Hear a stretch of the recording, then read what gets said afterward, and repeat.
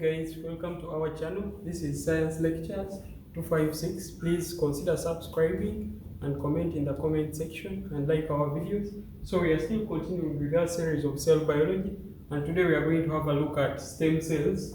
So we'll define what stem cells are and give the different types of stem cells. So what are stem cells by definition? So stem cells are simply defined as undifferentiated cells, undifferentiated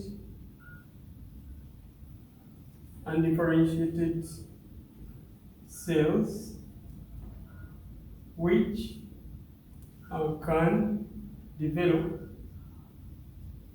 can develop into many other types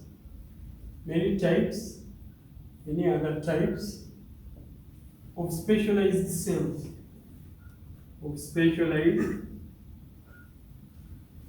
specialized cells capable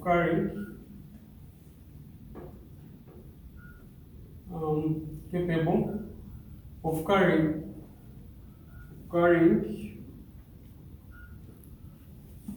out specific functions, or capable of performing specific functions. Here we can give an example. Let's say we are having a stem cell. Okay, a stem cell, first of all, if we have a stem cell in the body, it has the capacity to form another stem cell, or what we call self-renewal. In other words, this stem cell divides to give daughter cells. The daughter cells can be stem cells themselves, and the daughter cells can be other specialized cells. For example, we can have a muscle cell. We can have a nerve cell.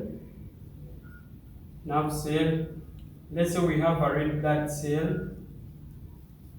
cell also being formed. So undifferentiated cells which develop into many other cell types, but these cell types are capable of performing specialized functions, specific functions. In other words, we have a cell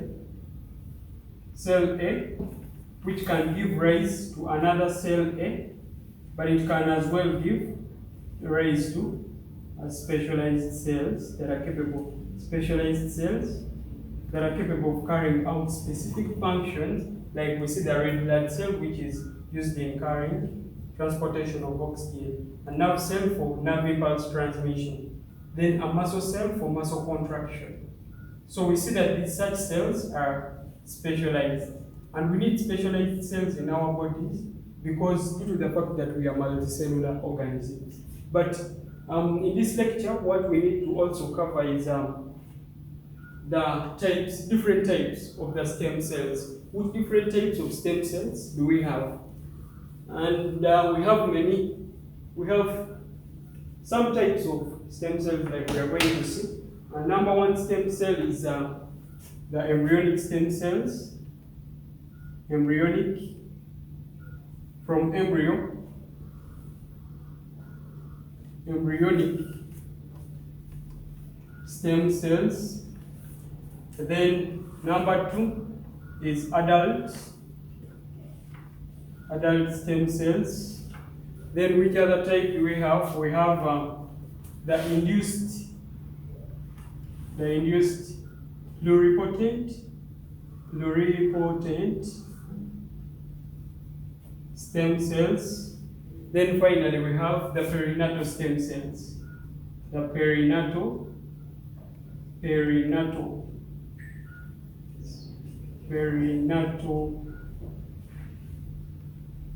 stem cells.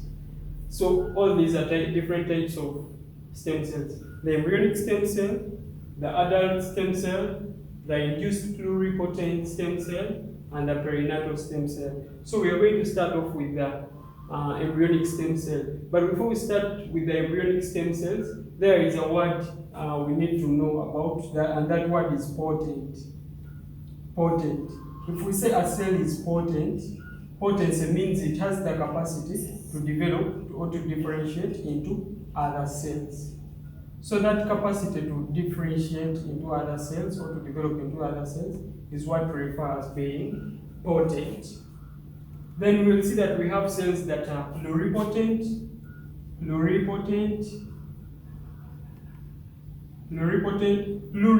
means many, pluri means many. So such cells have capacity to give rise to many other cells, other cell types.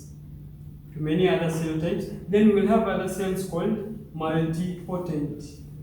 So we have others that are multipotent. These ones give rise to different types of cells.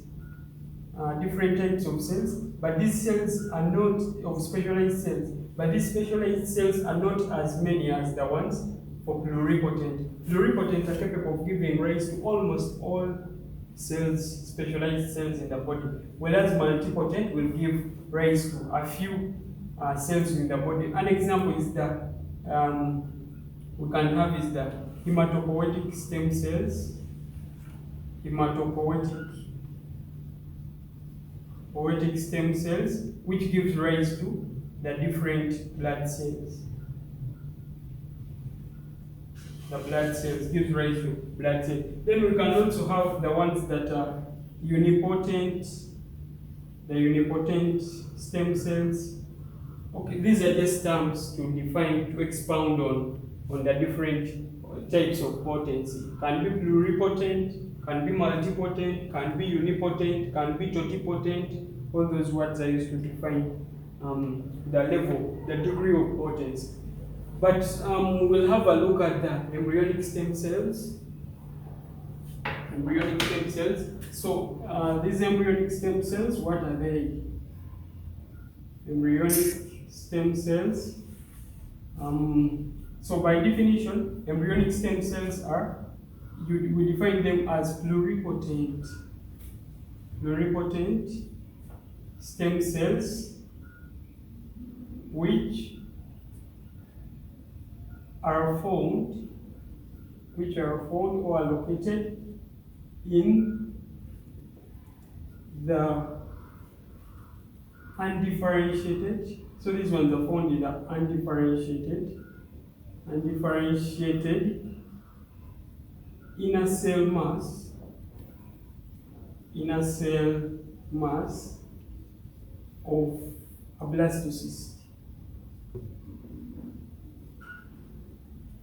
So if this is a blastocyst, let's say this is a blastocyst, and let's say it has an inner cell mass around this region. This inner cell mass of the blastocyst, of this blastocyst, contains what we call the embryonic stem cells. And embryonic stem cells are pluripotent. In other words, they can give rise to many other types, to the many other types or different types of cells within the body. So what currently is being done in research is that in vitro fertilization, these guys, okay, they will utilize what we call in vitro fertilization, and they will obtain the blastocysts and they extract the embryonic stem cells, and these embryonic stem cells can be used in curing diseases, in disease treatment, in the stem cell therapy. But the disadvantage with embryonic stem cells, the one obtained from in vitro fertilization, is a disadvantage of rejection.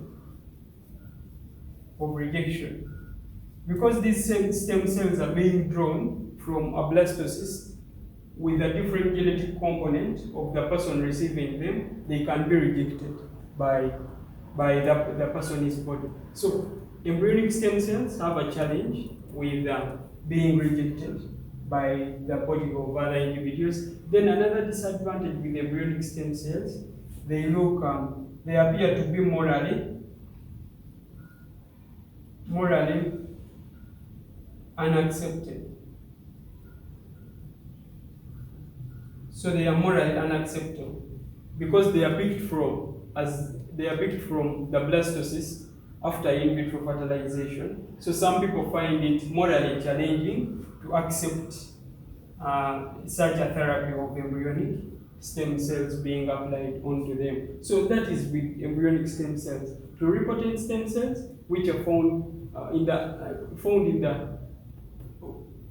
the inner cell mass of a blastocyst, undifferentiated inner cell mass of the blastocyst. So that is where they are found, these embryonic stem cells. Challenge of rejection, and some people find it morally challenging to accept such a therapy of embryonic stem cells. Then which other stem cell is very important to know about? The adult stem cells. The adult stem cells.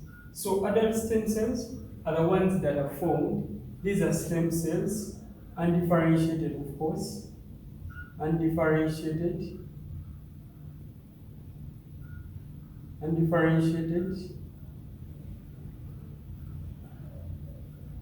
cells formed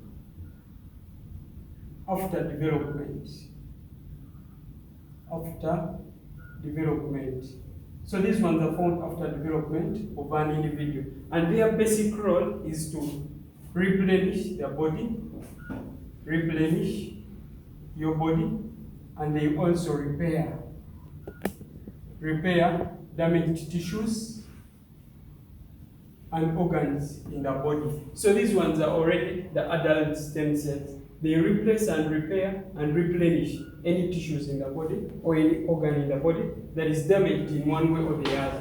So adult stem cells are very common in our bodies, and they replace anything that is lost. For example, if we have skin cells, if we have our skin cells, let's imagine we are having the skin cells on the epidermis of our skin, epidermal layer of our skin. These cells keep on shedding off. They shed off. They keep on shedding off, and they are replaced. They are continuously being replaced in the body. So this replacement is effected by the presence of the adult stem cells. So replenishment and repair in the body is done by the adult stem cells. For example, your skin keeps on wearing off, but new tissue is being added, it is being replaced due to presence of the adult stem cells. Then we have another type of cells which is very interesting, the induced pluripotent stem cells. So induced pluripotent stem cells, what are these ones? It has a term induced, then pluripotent stem cells. And pluripotent, we say the cells capable of differentiating into many other types of cells. So induced pluripotent, this is what researchers will do. In induced pluripotent cells, we have adult stem cells. We have an adult stem cell. Then it is reprogrammed. So there is reprogramming of the adult stem cell we reprogram it back to serve as the embryonic stem cell. So this one involves reprogramming of the adult cells, or the adult stem cells, the ones we saw. Then we reprogram them back to become embryonic stem cells. That's why we call it induced pluripotent. So we have an adult stem cells, then it is reprogrammed back to the pluripotent form to become pluripotent. So we induce it to become the induced pluripotent cell. So, but induced pluripotent cells, more research is still ongoing on how to use these induced pluripotent cells. So more research is still being carried out on how effectively they can apply the knowledge of induced pluripotent stem cells. However, this will be very important because this can help us in personalized medicine,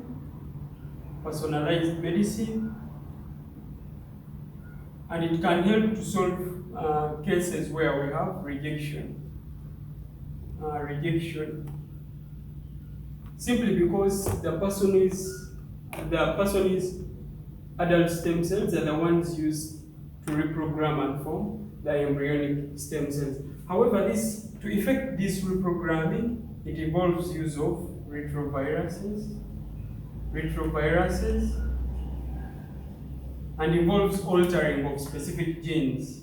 There is altering of certain genes, and researchers have found out a certain gene they call the Yamanaka gene.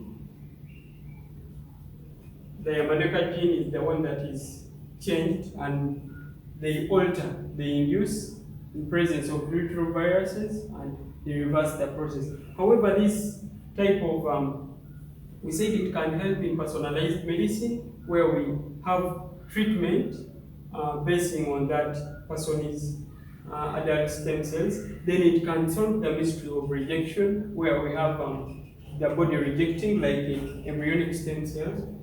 But again, we use retroviruses. So this process has been shown to provide risks of cancer development among individuals. So more research is still ongoing on how effectively to use the induced pluripotent stem cells to solve medical problems. So that is it for induced pluripotent stem cells. Then finally, let's look at perinatal stem cells. Perinatal stem cells. So the perinatal stem cells are stem cells. The perinatal stem cells can be pluripotent, and some have been shown to be multipotent, either pluripotent or multipotent. And such stem cells are derived from amniotic fluid, and the placenta, stroke umbilical cord. So the perinatal stem cells, they can either be pluripotent or multipotent. Derivation is from amniotic fluid or the placenta or umbilical cord. But these perinatal stem cells, in application today, the placenta, after delivery of a baby, nowadays the placenta is stored very well, it's kept very well. Just in case, because this placenta can later be used in solving conditions like leukemia by deriving this, by leukemia, which is blood cancer, by using stem cells from the placenta.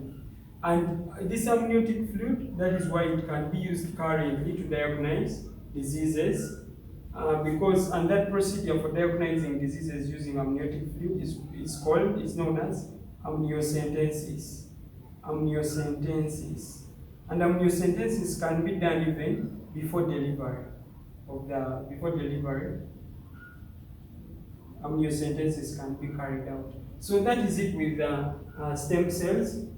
We say stem cells, undifferentiated cells that are capable of developing, or they are developing cells that are specialized to carry out specific functions.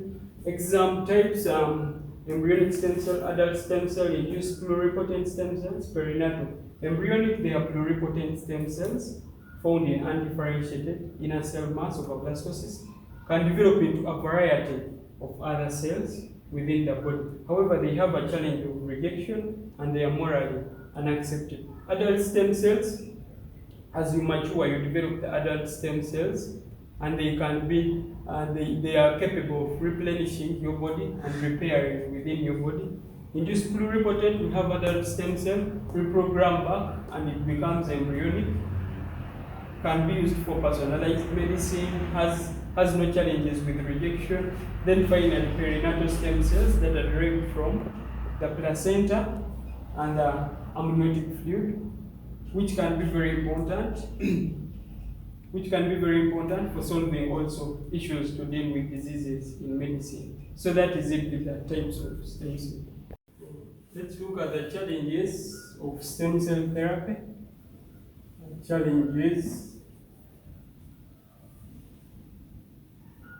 Challenges of stem cell research. So what are some of the challenges?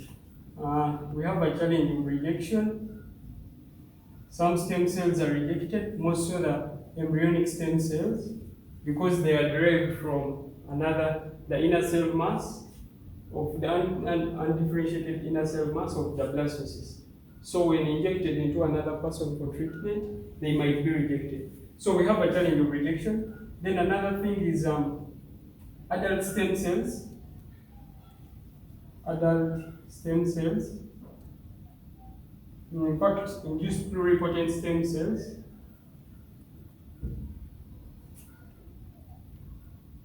Induced pluripotent stem cells, the ones that are adult stem cells, and reprogrammed, have capacity, as they are associated with cancer.